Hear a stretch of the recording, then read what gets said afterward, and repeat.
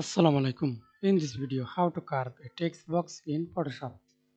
Now you can see this text for this text layer, shape layer. Press hold Control, select right click on your mouse, convert to smart object. Again right click on your mouse, rasterize layer, then press Ctrl T.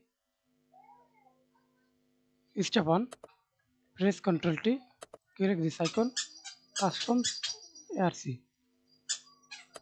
Now see this carve text. And step 2, go to edit tab, select puppet or click the point, click and drag it.